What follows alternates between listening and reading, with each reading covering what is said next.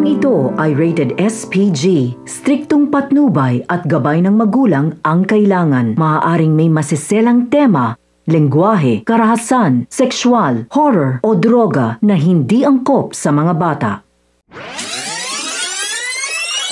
Pamilya, nandito na naman tayo para magbigay ng update sa pinakapaborito at nangungunang serye sa primetime, FPJ's Batang Quiapo. Pero bago ang lahat, kung bago ka pa lamang sa akin channel, ay baka naman makahingi ng isang like, share at subscribe.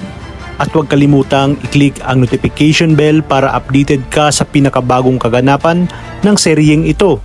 Para naman sa mga masugid nating subscribers at manonood, maraming salamat sa inyong patuloy na suporta at pagtangkilik sa aking munting channel.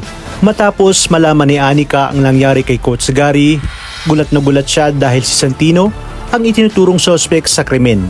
Si Lawrence mismo ang nagdiin sa kanya bilang pumatay kay Coach Gary. Dahil dito, agad siyang pumunta sa presinto kung saan nakakulong si Santino. Emosyonal si Anika nang makita ang binata na puno ng pasa sa muka gawa ng pambubugbog ng sarili niyang amang si Rigor. Sinabi ni Santino kay Anika na hindi niya magagawa ang krimen, lalo na't malaki ang utang na loob na kay Coach Gary. Sinabi ni Santino na noong gabi ng insidente, magkasama sila ni Anika, kaya agad na nagdesisyon si Anika na hingin ang CCTV footage mula sa restaurant kung saan sila nagkita. Nang nakuha na ni Anika ang CCTV footage, dinala niya ito agad sa presinto kung saan naroroon sina Mando at Rigor. Nang sabay nilang pinanood ang footage, kitang-kita nakasama nga ni Santino si Anika noong gabi ng insidente.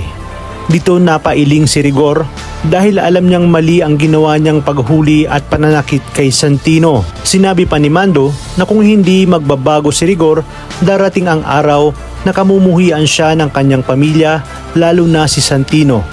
Nang malaman ito ni Colonel Suarez, agad na pinatawag si Rigor at sinabihan na kapag napatunayang inosente si Santino, maaring masibak siya sa serbisyo o mas malala pa nga na makulong siya dahil sa ginawa niyang pambubugbog. Sa kabilang banda, sa araw ng paglilitis, present ang lahat, kasama si Lawrence na tunay na may sala. Sinubukan niyang idiin si Santino, ngunit nang ilabas ang CCTV footage, napatunayan na wala si Santino sa crime scene noong gabing yun. Dahil dito ay tuluyan ng napawalang sala si Santino at hinatulan siyang not guilty. Tuwang-tuwa si Marites at labis ang pasasalamat ni Santino kay Anika. Ngunit si Rigor halos hindi nga makatingin sa lahat dahil sa sobrang kahihiyan. Sa inyong palagay, mapapatawad pa kaya ni Santino ang kanyang amang si Rigor o tuluyan na siyang kamumuhian ito? Yan ang dapat nating abangan sa mga susunod na episode ng FPJ's Batang Quiapo.